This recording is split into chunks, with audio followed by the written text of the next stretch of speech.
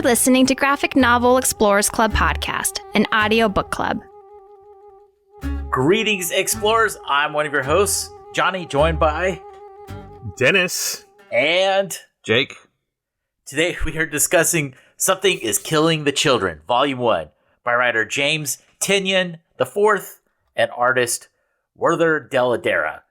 We hope you've read today's title because all three of us have read the book, so beware spoilers ahead. Explorers can share their opinions and thoughts with us by leaving a comment on our Facebook page or over on Twitter and Instagram at GN Explorers Club. Graphic Novel Explorers Club is available wherever fine podcasts are found, including YouTube. All right, so today, we're reading Something is Killing the Children, Volume 1, by writer James Tynion IV, art by Werther Dell'edera, published by Boom Studios. And first thing, given both the writer and the artist's name, has there ever been a duo that sounds like they should be part of a Victorian-era big game hunters club than those two? It definitely sounds like a Borderlands NPC. Yeah. James Tynion IV. I thought for sure that they're going to be the next Doctor Who. Like they're going to duo. His assistant and Doctor Who and the assistant. Yeah. Dera. Yeah, I will say that, I'm terrible generally with names of authors and artists, to be perfectly honest. We're on record for butchering names. Well, not just butchering, like just knowing who writes what. And looking at James's resume, it's pretty impressive. He's heavily into the Batman universe. Yeah. And he's responsible for the Batman Ninja Turtles crossover comics as well. Oh, shit, really? I didn't know that. Yeah. Mm-hmm. Mm-hmm. And in case you were wondering, Werther Dell'edera is actually Italian, and James Tynion IV is from Westeros. So Westeros? Yeah. From Games of Thrones. Yeah. Game of Thrones.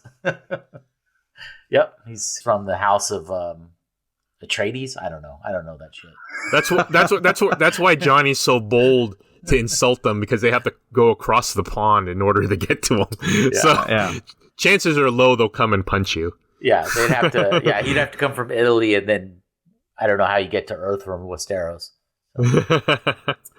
Anyways, so the story was originally published in 2020, and it was going to be a 5-issue limited series, but I guess some trailers or whatever they did, some teasers, got enough interest from comic book shops and readers that they made it into an ongoing series. Which I'm curious how that's going to affect the storytelling. You think that it's going to be apparent that it was going to be like a concentrated story, and then all of a sudden it kind of gets stretched out like dough? Yeah. I don't know what we've read. I've read Volume 1 and 2, and they're both really good. So I have faith that James Tynion IV is a competent writer. And Dennis, you're the Batman guy. What do you think? Oh, absolutely. The stuff that he's written is great. I just think, even a great writer, depending on the material, you can't turn shit into diamonds. But not saying that this is shit.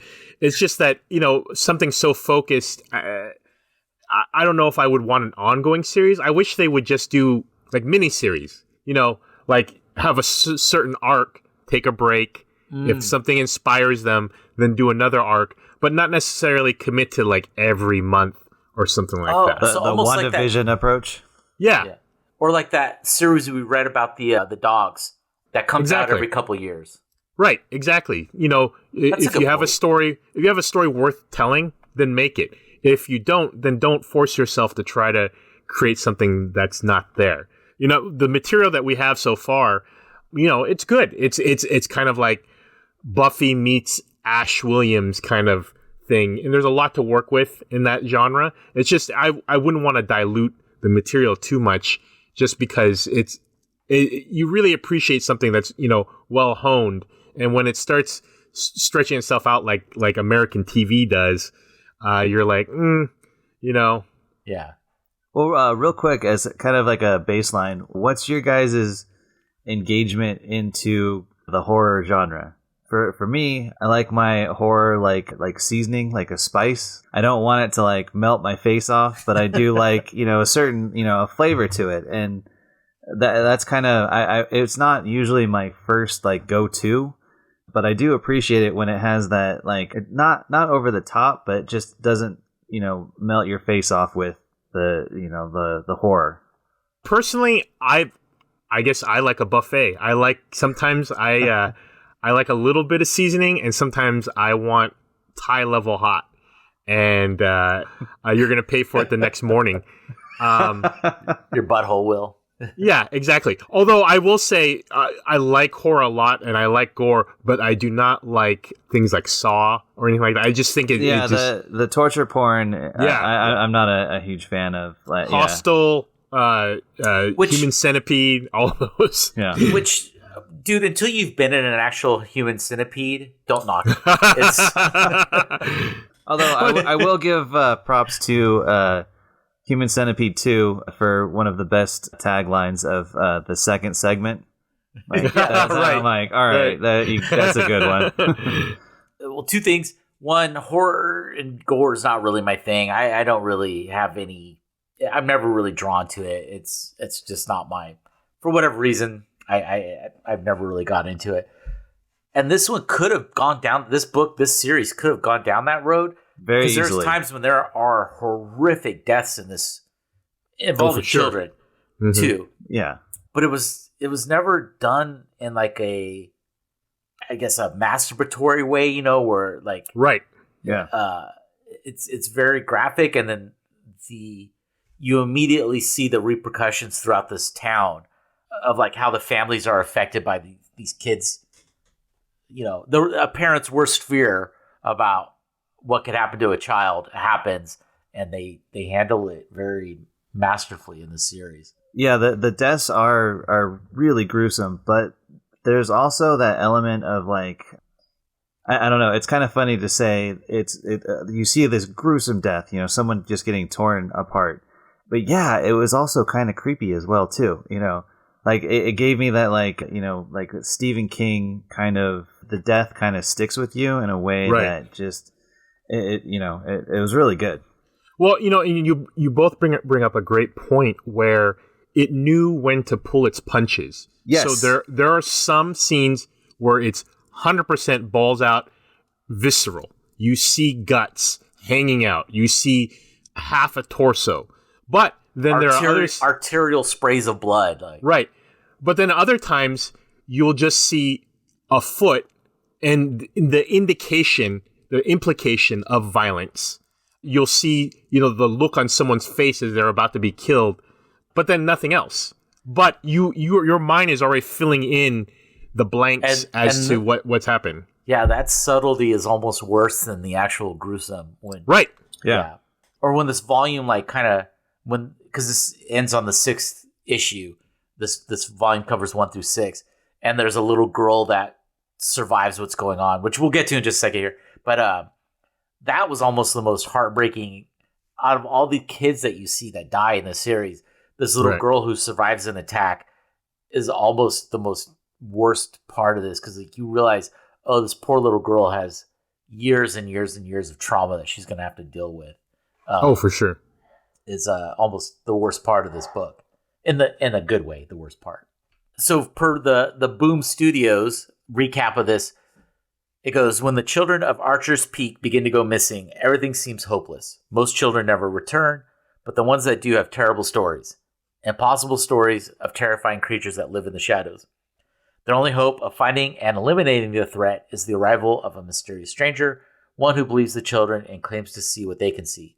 Her name is Erica Slaughter. She kills monsters. That is all she does, and she bears the cost because it must be done.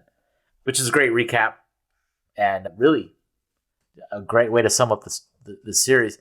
And our main characters in the book are Erica Slaughter, who we just discussed, Sean, a boy who's probably late adolescence, 10, 11, who is the only survivor of this monster attack that opens the book.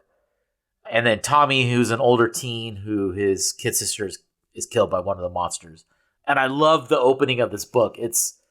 I got to say, this book is very cinematic. In the way when you open the page to the title page where it says something is killing the children, I feel like I heard a music cue to go along like that, because it's a 2-panel. It takes up the whole book, and it's black and white. I picture it, The Simpsons, the Treehouse of Horror, where they parody the Shining, and it's the Shinning. The Shinning. And when it just opens up, like, it says Monday, and there's that dun dun, or that had an effect on me, and it was very powerful how that was done. Yeah, I had to double check a few times because I felt like, wow, this feels like it should be a TV show. Like it has all the makings of a miniseries. Oh, give it a couple of years. It's the way things are going. I'm sure this will be out. It's probably already optioned. Yeah. So let me say my biggest problem with the book is near the beginning is the fact that all these kids are either dead or missing, and then the substitute principal says, yeah, the media, they come in one day, they show up with their cameras, and then no one cares, and then they leave. I was like, people love murder. There's so many Netflix shows about one person being murdered in a hotel. You're telling me, 9 kids are dead and a bunch are missing, and the media isn't like blitzing this town like crazy, and Dateline isn't setting up a permanent camp.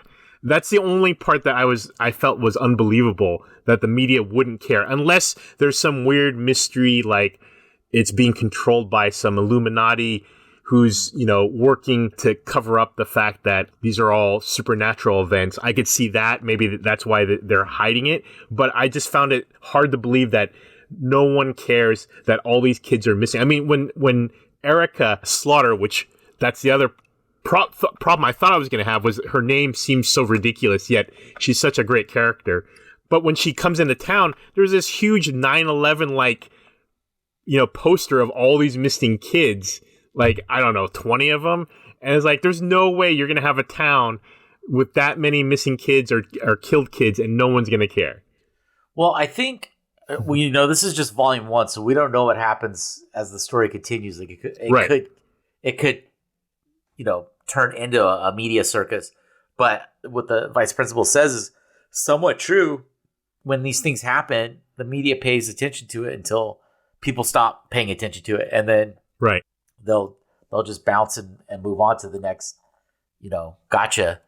So it's not too far off, I bet. But I'd be curious as this story continues, like how that plays into it, the media attention. I think that the attention is kind of, it seems like a theme throughout the book where, I don't know, like the kids, some of the kids can see it and some of them can't see the monsters. And so like that whole, how adults can't see them, it seems like that's going to play into it a little bit down the road. And I mean, if there's a secret society of these monster hunters, then I could definitely see it down the road where they're somehow controlling the media to not to do that, to cover it up. This is a series I want to keep reading. This isn't even, like we were saying at the beginning, like horror murder stuff is not my cup of tea at all, and I'm just like, all right, I'm in. I can't wait to see where this story goes. Well, and I've hammered this point many times over several episodes, but once again, this is another case where you have an author who wants to tell a mystery, but they tease just enough without, over explaining with a wall of text where someone comes in with exposition that's like, like a Metal Gear Solid cutscene. Yeah. Where it's like, well, back in 1955, we established the secret society of blah, blah, blah to fight the nefarious forces of supernatural, blah, blah, blah. Then, it's like reading an encyclopedia, and it's like, God, it's so boring. This is very important. You need to pay attention to this. And it's pointed out like a God of War game, and like the puzzle piece is like sitting there glowing, or there's a light shining down on it. Like, I agree with you. I hate heavy-handed exposition, and this definitely just gives you that little piece to like keep going. Okay, and it's not explained in such just blunt terms. I was gonna say, Dennis, you're still bitter over the last Metal Gear game to feature Solid Snake, where it was just pure exposition the entire game. That was the title of the game, Solid Snake Exposition. I just feel like Kojima just went to like some poli-sci class and was like, you know what? Here are my thoughts. And then, but I'm gonna pretend there's a video game around it. I'm pretty sure that's why Konami fired him. Was that game? Anyways, yeah. So I mean, the book's pretty straightforward. It's this town. There's these monsters that are killing kids in town. The secret society. It feels like there's a secret society that's kind of dictating what Erica does, and she has to begrudgingly go on these missions. Because at the beginning of the book, which I loved, it was a great way to introduce the character and sort of get you in the mindset of children who are, little kids, and up until you're 9-ish, 10-ish, believe in like, oh, there's something under my bed, or I'm afraid of the closet because it's a dark place and it scares me. And like she's having this interaction with this little girl, and Erica's covered in blood because she just killed a monster, and the little girl's just so accepting of like her explanations for what's going on, and Erica treats her as a peer, not as she doesn't baby talk the kid, and I don't know, it was just a great introduction to the character and the believability, like setting up this world. Yeah, and what I love about the character too is the character is so grounded. Like, I love the fact that she prints out stuff from a Kinko's. Like, she actually, she's not using like a tablet or some fancy like James Bond device. It's like really old school, and her phone's a flip phone. Yeah, I'm curious if this story is set maybe in the late 90s, early 2000s, because you don't see a lot of modern. There's modern technology, but it's not iPhones and stuff like that. People aren't GPSing to get to things, or using a cell phone to capture film of the monsters. Although they probably wouldn't capture anything because, it's like trying to get Pennywise. But I wonder if it was an artistic choice to not necessarily set it in a certain time period, but at least have the technology be like that, or her use of technology like that. It's part of the appeal, for me at least, of things like John Wick. Like, John Wick uses all sorts of weird technology. It uses typewriters mixed with like really old IBM computers, mixed with modern cell phones, mixed with flip phones. I like that because it makes it timeless. You don't go, oh, well, that's clearly a late 90s film. It's like it's all over the place, so you can't really peg it down into a particular period. Like Tim Burton's Batman, where it's this weird 50s aesthetic meets exactly the 90s, which is 30 years ago. That's insane.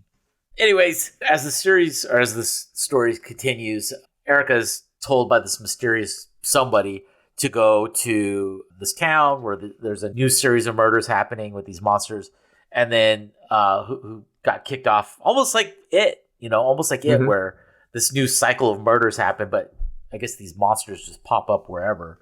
And this poor kid, Sean, who survives the initial group of kids getting murdered, the Sean character I feel really bad for. Like, he survives, but then he's ostracized by his peer group and some of the town. They think he did it, and there's no proof that he did it. I also like the dynamic that the police play in this like small town sheriff, like his role in all of this. I really like the way the character was written. I like how the fact he clearly early on he kind of almost, maybe not to himself, but it just kind of seems like he realizes he's in over his head in this situation, and then when Erica comes in and kind of starts dealing with him, he kind of accepts it. And I like the fact that it just seems like a different.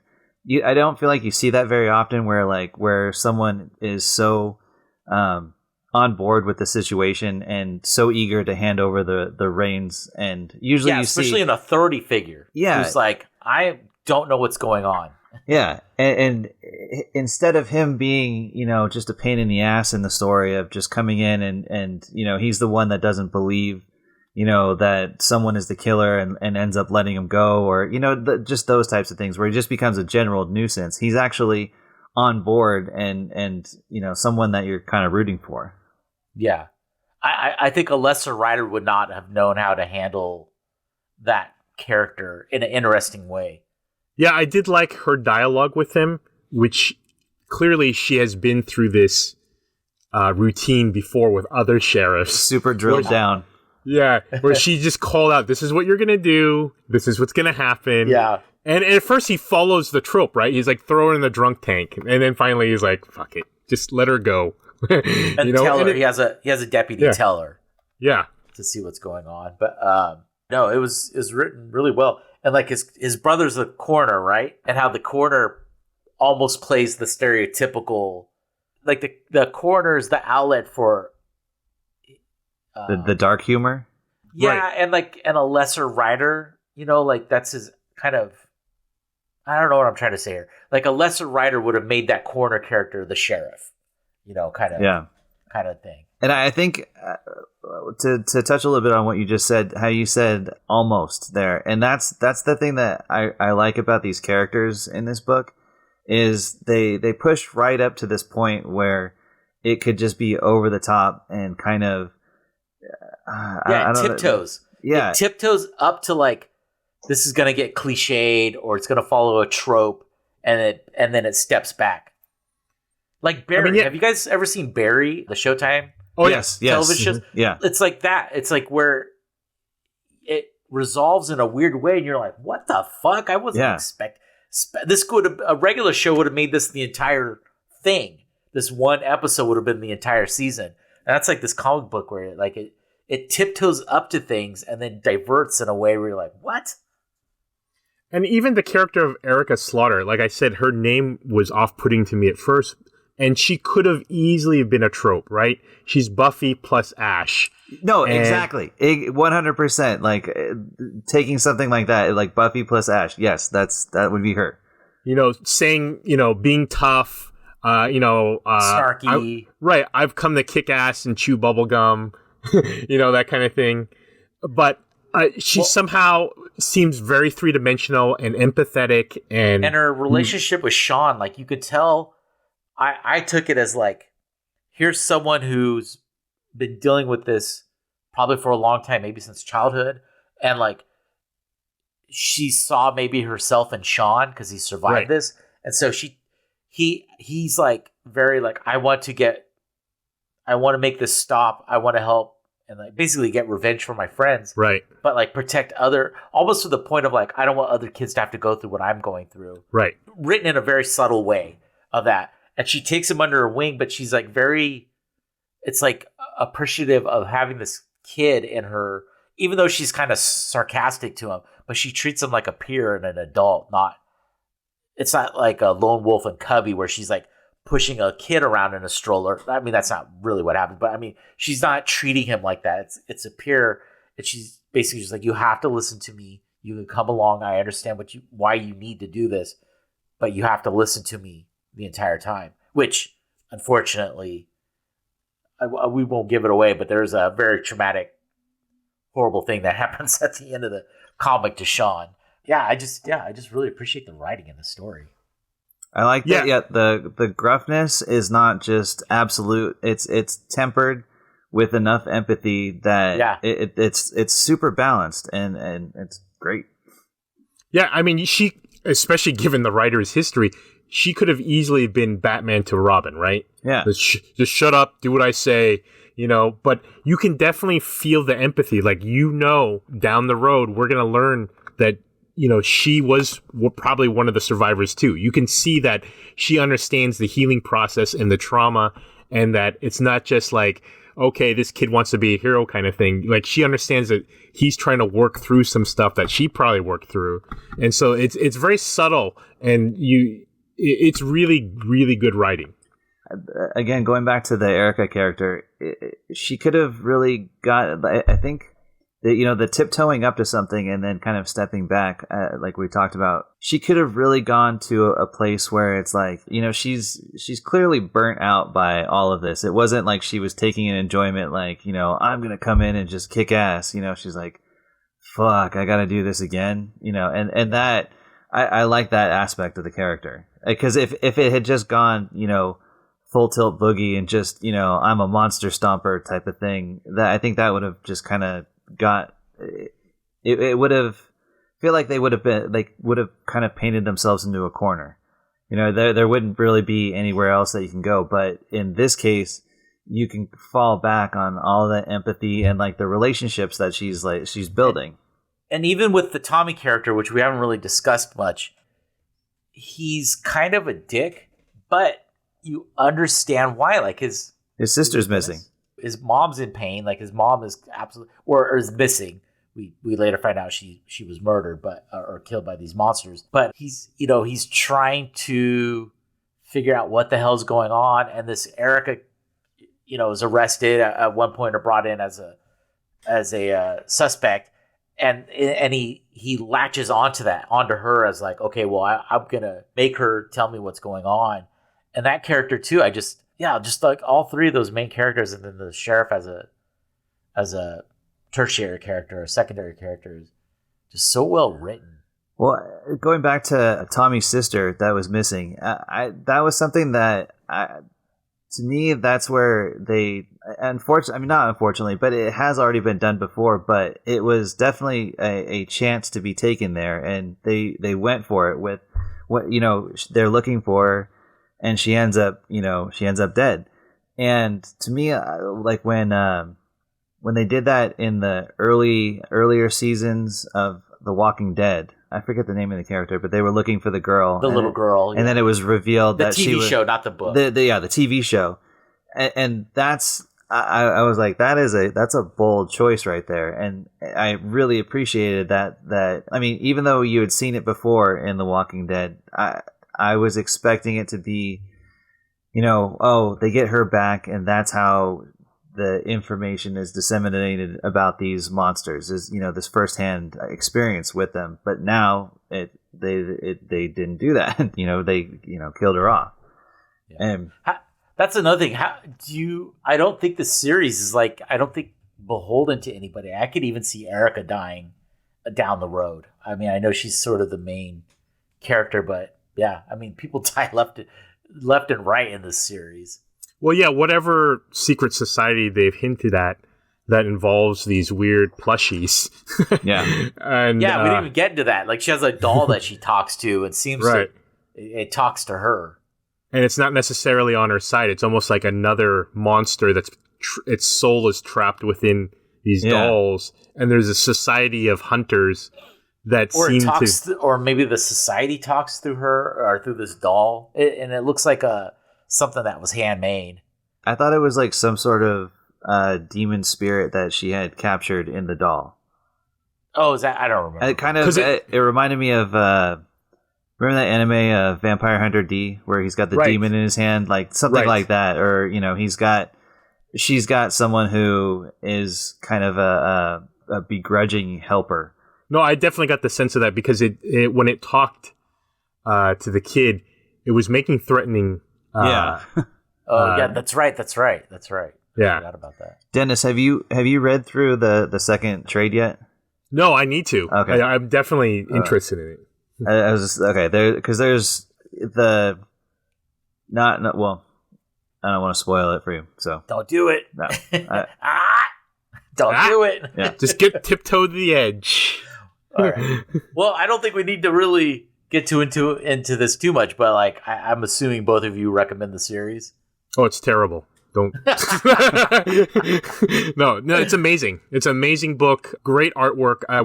We touched on it a little bit, but whatever, amazing. Whatever style it is, I mean, it's, even with the visceral stuff, I don't know. It's kind of like this hand drawn. It's sprayed. It's whatever style they chose to go with. Amazing. Great artwork. The characters are distinct, that you can tell them apart. They have their own personalities. And of course, the writing is amazing. So yeah. And that's the other thing we didn't touch on. Like, Erica, whenever she goes in to kill a monster, puts on this handkerchief that has like teeth, like a shark's mouth, but it's just teeth, sharp fang teeth on. I'm curious what that is that her giving up her humanity kind of thing? You know, like I wonder why that is. Well, it seems like all of the society does that because there are a couple other people that put that on. Side note, funny story. My wife is not anywhere near the nerd that I am, and I was reading Volume 2, and I held it up to her, and the cover of Volume 2 has a lot of the characters, and they're wearing those teeth gaiters, and so they're all having these like face coverings. And jokingly, I asked her, I was like, "Do you care to guess what it's about?" And I was making a joke about how blunt the title is. But she took a look at it and she's like, "I don't know, COVID?" Because it was wearing masks. And I said, "Oh, that's a good guess. That's a good guess." But oh yeah, and then but going back to the art, there's scenes where the main character, when he's getting questioned, his glasses are very opaque. And then later on, there's when he starts talking with Erica, they're clear, and so you can see him putting up this wall, and just little touches like that are just really add to the overall story. Yeah, the art's amazing. It's very visceral. Like after The Walking Dead switched, I think after the first 4 or 5 issues from that one artist, and then they had a different comic book artist that did the rest of the series, and it was much more like not, I don't want to say drawn as well, but more fitting. It was like messy and gross, and it fit that world much better than the more polished look of the original illustrator on The Walking Dead. And that's this book. Like if they had a polished look, it wouldn't fit this world visually. Absolutely. There's a certain haze and darkness that just totally works for this world. Yeah. It's reminiscent of the illustrated scene or the animated scene in Kill Bill Volume 1. It reminds me of that to a degree. So, but all right. Well, Dennis, where can people follow the podcast if they want to do that? On Twitter and Insta at GN Explorers Club. Cool. And I should have said this at the beginning, but we're getting in the final stretch here. We've got, I think, 3 episodes left, and then we'll be back in the summer for the summer special, which will hopefully have some different. We're mulling over how we can switch it up a little bit for the summer special. So, anyways, thanks for listening. We appreciate it, and we'll be back in 2 weeks. Bye. Hey, Dennis, what are you hitting? Hold on a second. Oh, go ahead. It sounds like you're hitting something. I hit my keyboard accidentally. Oh, okay. He's typing up his resume as we go. Gotta get this shit on LinkedIn.